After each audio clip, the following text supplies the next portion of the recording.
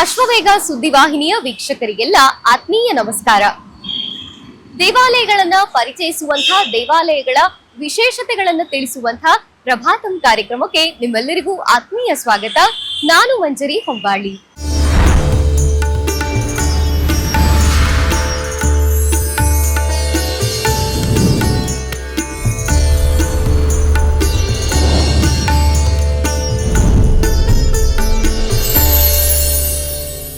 ವೀಕ್ಷಕರೇ, ನಾವಿಂದು ಅತಿ ಅದ್ಭುತವಾದಂತಹ ಅಪರೂಪದ ದೇವಸ್ಥಾನಕ್ಕೆ ಬಂದಿದ್ದೇವೆ.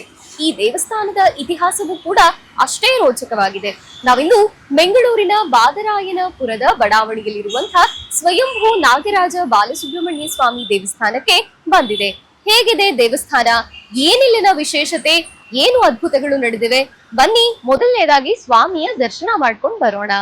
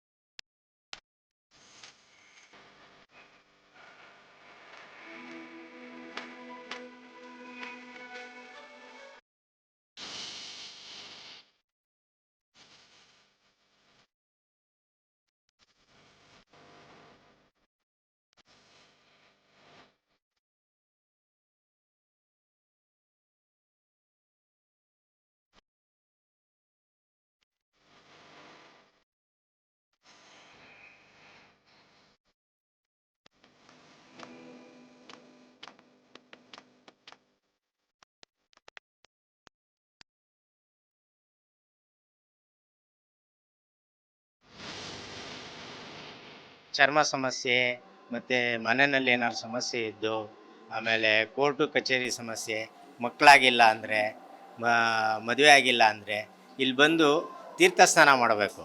ತೀರ್ಥ ಸ್ನಾನ ಮಾಡಿ ಇಲ್ಲಿ ನಾವು ಹೇಳ್ತೀವಿ ವ್ರತ ಹೇಗೆ ಮಾಡಬೇಕು ಅಂತ. ಆ ಥರ ನಡ್ಕೊಂಡ್ರೆ 90 ಭಾಗ ಹಾಗೇ ಆಗುತ್ತೆ, ಫಲ ಸಿಕ್ಕೇ ಸಿಗುತ್ತೆ.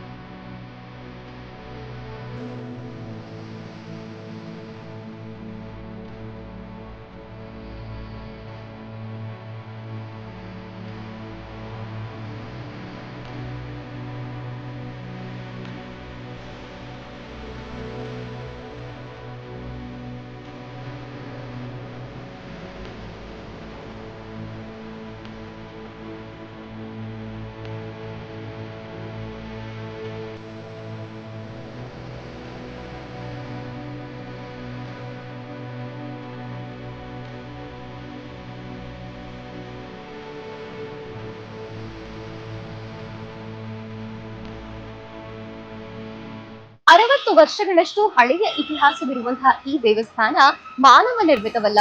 ಇದು ಸ್ವಯಂಭೂ ಉದ್ಭವ ಮೂರ್ತಿ. ಅಂದರೆ ಸ್ವಾಮಿಯೇ ಪ್ರತ್ಯಕ್ಷವಾಗಿ ದರ್ಶನ ಕೊಟ್ಟು ಭಕ್ತರನ್ನ ಉದ್ಧಾರ ಮಾಡ್ತಿರುವಂತಹ ಕ್ಷೇತ್ರ.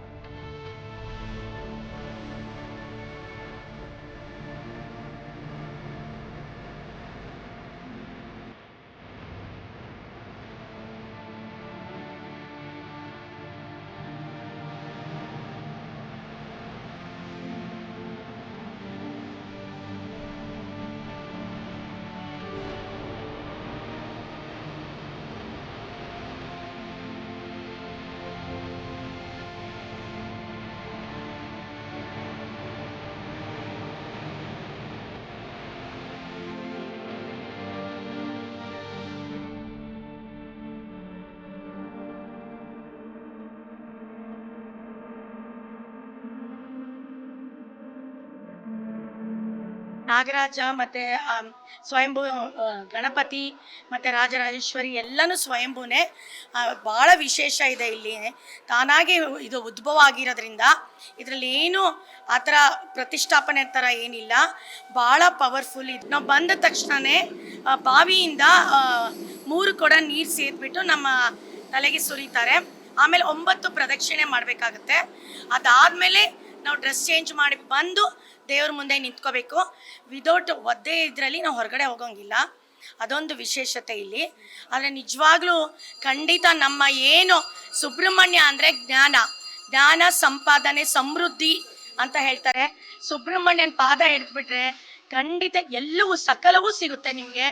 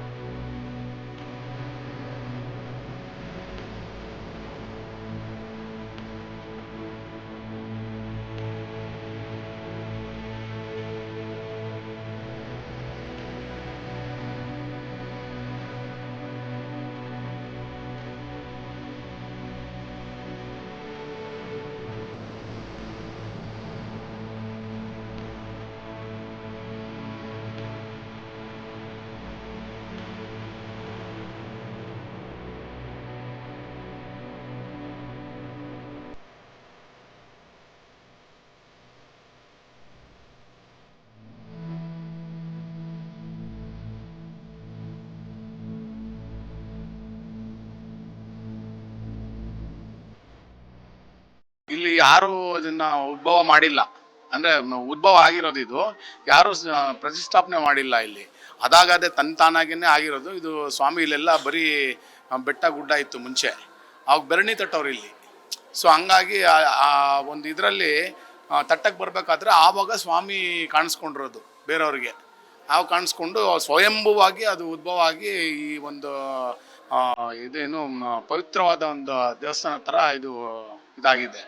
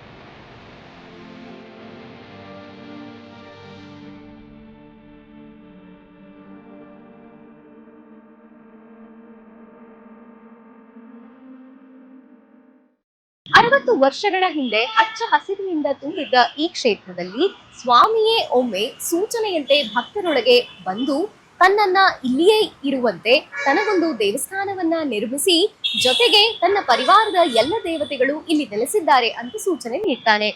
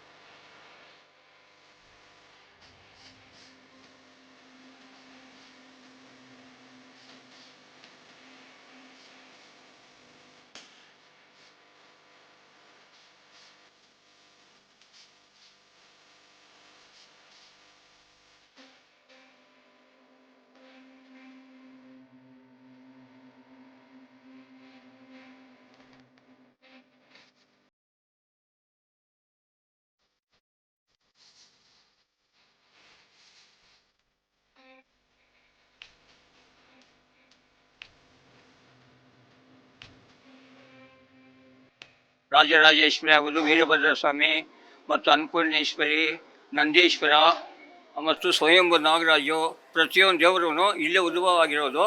ಇಲ್ಲಿ ಭಾರಿ ಸತ್ಯ ನಡೀತಾ ಇದೆ. ನಾವು ಸುಮಾರು 68ನೇ ಇಸ್ವಿಯಿಂದನೂ ಇವಾಗೂ ನಾವು ಬೆಲ್ಲ ಇದ್ರೂ ನಾವು ಬಂದು ವಾರಕ್ಕೊಂದ್ಸಲಿ 15 ದಿವಸಕ್ಕೊಂದ್ಸಲಿ ಪೂಜೆ ಕೊಟ್ಟು ಸ್ವಾಮಿಯವರ ಕೃಪೆಗೆ ಪಾತ್ರರಾಗ್ತಾ ಇದ್ದೀವಿ. ಪ್ರತಿಯೊಬ್ಬರು ಒಳ್ಳೆಯದಾಗಿದೆ, ಯಾರಿಗೂ ತೊಂದರೆ ಆಗಿಲ್ಲ. ಇಲ್ಲಿ ಬಂದೋದವರೆಗೆ ಗ್ಯಾರಂಟಿ 100% ಆಗಿದೆ. ಅದು ಪ್ರಾಮುಖ್ಯವಾಗಿ ಮದುವೆ ಆಗದವ್ರು ಹೆಣ್ಮಕ್ಳಿಗೆ ಇಲ್ಲಿ ಬಂದು 9 ವಾರ 5 ವಾರ ಸ್ನಾನ ಮಾಡಿ ಮುಗಿಸಿ ಮಡಿ ಬಟ್ಟೆಯಲ್ಲಿ ಪ್ರದರ್ಶನ ಮಾಡಿ ಹೋದವರಿಗೆ ಗ್ಯಾರಂಟಿ ಅವರಿಗೆ ವಿವಾಹ ಮತ್ತು ಮದುವೆ ಸಮಾರಂಭದೆಲ್ಲ ಒಳ್ಳೆಯದಾಗಿ ಅವರಿಗೆ ಒಳ್ಳೆಯದಾಗ್ತಾ ಇದೆ.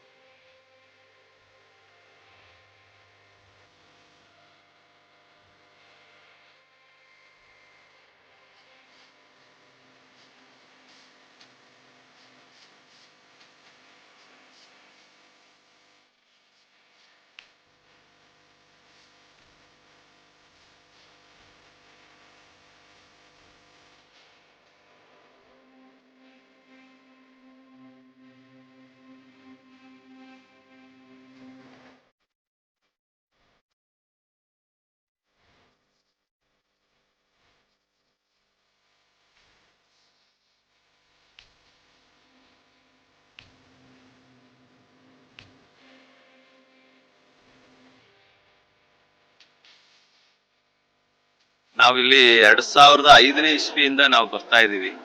ನಾವು ಬಂದಂತಲ್ಲಿ ಏನು ಹರಕೆ ಹೊತ್ಕೊಂಡು ನಾವು ಮಾಡ್ತೀವಿ ಎಲ್ಲ ಪೂರ್ಣ ಆಗಿದೆ. ಇಲ್ಲಿ ವಿಶೇಷ ಅಂದರೆ ತೀರ್ಥಸ್ಥಾನ, ಮದುವೆ ಆಗದಿದ್ದವರು, ಮಕ್ಕಳಾಗದಿದ್ದವರು, ಭೂಮಿ ವಿಚಾರ, ವ್ಯಾಪಾರದ ವಿಚಾರ, ಈ ಸುಬ್ರಹ್ಮಣ್ಯೇಶ್ವರನ ನೆನೆಸ್ಕೊಂಡು ಮಾಡಿದ್ರೆ ಪರಿಪೂರ್ಣವಾಗಿ ಆಗುತ್ತೆ. ಅವರ ಶ್ರದ್ಧೆ ಭಕ್ತಿ ಎಷ್ಟು ನಿಯಮಿತವಾಗಿ ಮಾಡ್ತಾರೋ ಅಷ್ಟು ಪೂರ್ಣ ಫಲ ಇದೆ. ದಶಕಗಳ ಹಿಂದೆ ಹಚ್ಚ ಹಸಿರಿನಿಂದ ತುಂಬಿದಂತಹ ಈ ದೇವಸ್ಥಾನದ ಪ್ರದೇಶದಲ್ಲಿ ಒಂದೊಮ್ಮೆ ಕಾಮಗಾರಿ ನಡೀತಿರುವಾಗ ಕಾಮಗಾರಿಯನ್ನ ಮಧ್ಯೆ ನಿಲ್ಲಿಸಿ ಸ್ವಾಮಿಯೇ ಒಬ್ಬರಲ್ಲಿ ಪ್ರತ್ಯಕ್ಷವಾಗಿ ದರ್ಶನ ಕೊಟ್ಟು ಇದು ನನ್ನ ಕ್ಷೇತ್ರ, ಸ್ವಯಂ ನಾನೇ ಇಲ್ಲಿ ನೆಲೆಸಿದ್ದೀನಿ ಅಂತ ಸೂಚನೆ ಕೊಡ್ತಾನೆ. ಜೊತೆಗೆ ಸ್ವಾಮಿ ಅಷ್ಟೇ ಅಲ್ಲದೆ ಸ್ವಾಮಿಯ ಪರಿವಾರದ ಅನೇಕ ದೇವತೆಗಳು ಈ ದೇವಸ್ಥಾನದಲ್ಲಿ ನೆಲೆಗೊಂಡಿದ್ದಾರೆ.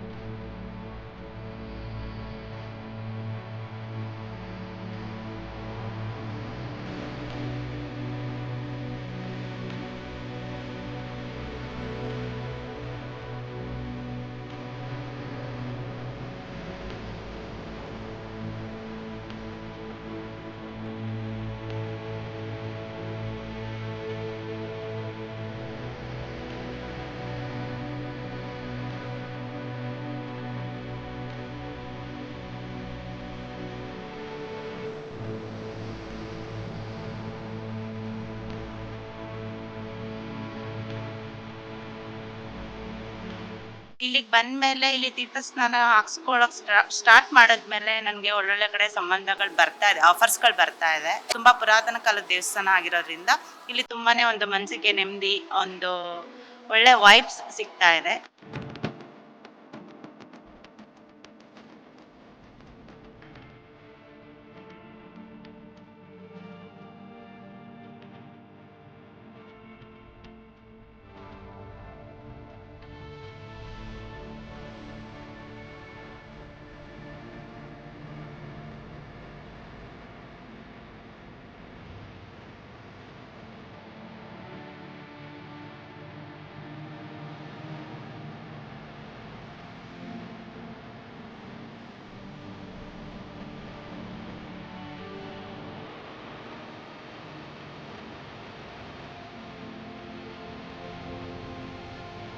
ನಾಗರಾಜ ಸ್ವಾಮಿಯ ಸ್ವಯಂಭೂ ಕ್ಷೇತ್ರವಾಗಿರುವಂತಹ ಈ ದೇವಸ್ಥಾನದಲ್ಲಿ ಸ್ವಾಮಿಯ ಜೊತೆಗೆ ಇನ್ನೂ ಅನೇಕ ದೇವತೆಗಳು ನೆಲೆಗೊಂಡಿದ್ದಾರೆ. ಬಳ್ಳಿದೇವಿ, ಕಾರ್ತವರಾಯ, ವೀರಭದ್ರೇಶ್ವರ ಸ್ವಾಮಿ, ಪಾತಾಳ ನಂದೀಶ್ವರ, ದತ್ತಾತ್ರೇಯ, ರಾಜರಾಜೇಶ್ವರಿ ಹೀಗೆ ಸ್ವಯಂಭೂ ದೇವತೆಗಳ ನೆಲೆಯಾಗಿದೆ ಈ ದೇವಸ್ಥಾನ.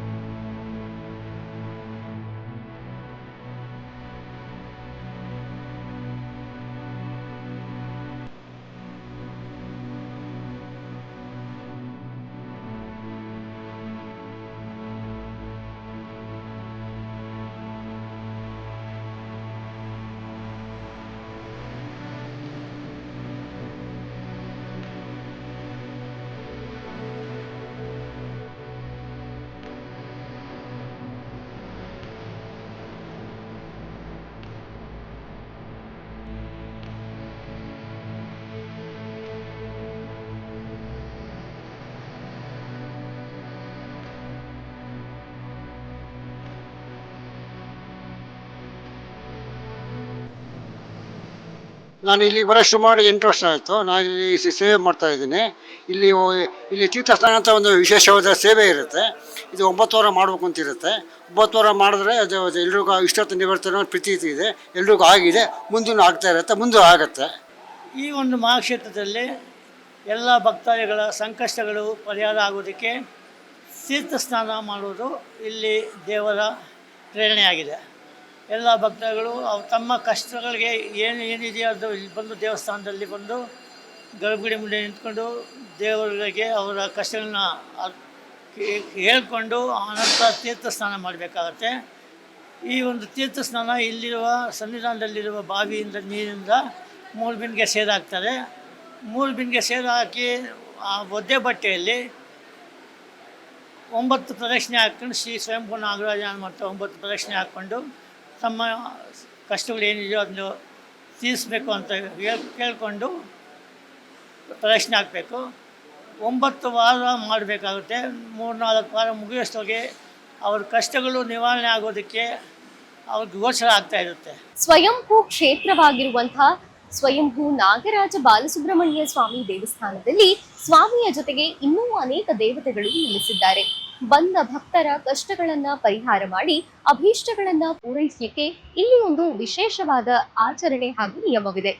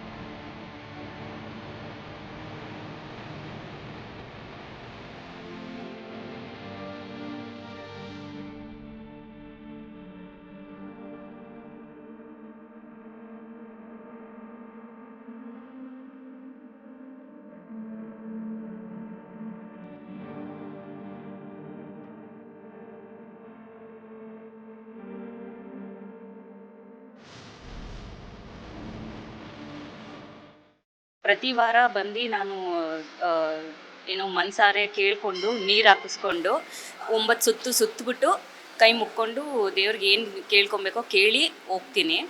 ಅಂದರೆ ಮೊದಲನೇ ವಾರಕ್ಕಿಂತ ಈ 8ನೇ ವಾರದಲ್ಲಿ ತುಂಬ ಒಂದು ನಂಬಿಕೆ ಅನ್ನೋದು ಜಾಸ್ತಿ ಆಗಿದೆ. ಈ ಜಾಗ ನನಗೆ ನನ್ನ ಫ್ರೆಂಡ್ ರೆಕಮೆಂಡ್ ಮಾಡಿದ್ದು, ಅಂದರೆ ಇಲ್ಲಿ ಹೋಗು, ಇಲ್ಲಿ ತುಂಬ ಚೆನ್ನಾಗಾಗುತ್ತೆ ಅಂತ. ಅವಳು ಒಂದು 3 ವಾರದ ಹಿಂದೆ ಅವಳದು ಕಂಪ್ಲೀಟ್ ಆಯಿತು, ಮದುವೆನೂ ಸೆಟ್ ಆಗಿ ಮದುವೆನೂ ಆಯಿತು. ಸೊ ಒಂದು ನಂಬಿಕೆ ಮೇಲೆ ನಾನು ಇಲ್ಲಿ ಬಂದು ಪೂಜೆ ಮಾಡ್ತಾ ಇದ್ದೀನಿ. ಎಲ್ಲ ಉದ್ಭವ ಆಗಿರೋದು ನಾಗರಾಜ ಸ್ವಾಮಿ ಉದ್ಭವ ಆಗಿರೋದು. ಹಾಗೆ ನಾಗರಾಜ ಸ್ವಾಮಿ ಒಟ್ಟಿಗೆ ವಳ್ಳಿ ದೇವಿ ಮತ್ತು ಕಾರ್ತವರಾಯ ಸ್ವಾಮಿ ವೀರಭದ್ರ ಸ್ವಾಮಿ, ರಾಜರಾಜೇಶ್ವರಿ, ಮಹಾಗಣಪತಿ ಹಾಗೂ ದತ್ತಾತ್ರೇಯ ಸ್ವಾಮಿ ಇಲ್ಲಿ ಉದ್ಭವ ಆಗಿರೋದ. ಇಲ್ಲಿ ವಿಶೇಷ ಏನಂದರೆ ತೀರ್ಥ ಸ್ನಾನ. ನೀವು ಯಾವ ಭಕ್ತಾದಿಗಳ ಯಾವ ಕೋರಿಕೆ ಸಲ್ಲಿಸ್ಕೊಂಡು ಇಲ್ಲಿಗೆ ಬಂದು 9 ವಾರ ತೀರ್ಥ ಸ್ನಾನ ಮಾಡ್ತಾರೋ ಅವರದ್ದು ಅಭೀಷ್ಟಗಳೆಲ್ಲ ಇಲ್ಲಿ ನೆರವೇರತ್ತೆ ಅಂತ ಎಲ್ಲ ಭಕ್ತಾದಿಗಳು ಹೇಳ್ತಾರೆ. ನಾನು ಸ್ವಯಂಭೂ ಟೆಂಪಲ್ಗೆ ಆಲ್ಮೋಸ್ಟ್ 2011ಇಂದ ಬರ್ತಾ ಇದ್ದೀನಿ. ಆಲೂರು ನಾಗಪ್ಪ ಅಂತ ಒಬ್ಬರು ಗುರುಗಳು ನನಗೆ ಇಲ್ಲಿ ಕಳಿಸ್ಕೊಟ್ರು. ತುಂಬ ವಿಶೇಷವಾದ ಟೆಂಪಲ್, ತುಂಬ ಜನಕ್ಕೆ ಗೊತ್ತಿಲ್ಲ ಇದ್ರ ಬಗ್ಗೆ. But one of the most powerful Subrahmanya Swami temple ನಮ್ಮ ಬೆಂಗಳೂರಲ್ಲಿದೆ. ನಾವಂತೂ ಸಿನಿಮಾದವ್ರು ತುಂಬ ಜನ ಇಲ್ಲಿ ಬರ್ತೀವಿ, ಬಟ್ ಎಲ್ಲೋ ಒಂದು ಕಡೆ ಈ ಟೆಂಪಲ್ ಜಾಸ್ತಿ ಜನಕ್ಕೆ ರೀಚ್ ಆಗಿಲ್ಲ. So very powerful temple. ಅಂದ್ಕೊಂಡಿದ್ದೆಲ್ಲ ಇವತ್ತವರೆಗೂ ನನಗಾಗಿದೆ.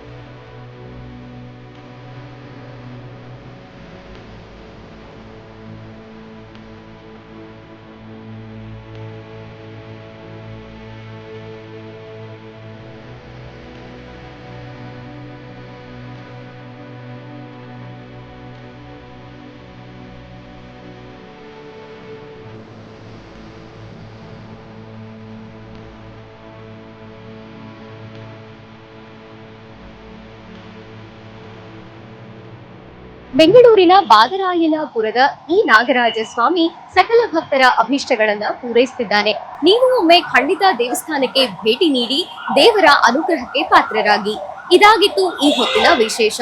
ನೋಡ್ತಾ ಇರಿ ಅಶ್ವವೇಗ ಸುದ್ದಿವಾಹಿನಿ. ಇದು ಸತ್ಯಾನ್ವೇಷಣೆಯ ಓಟದಲ್ಲಿ.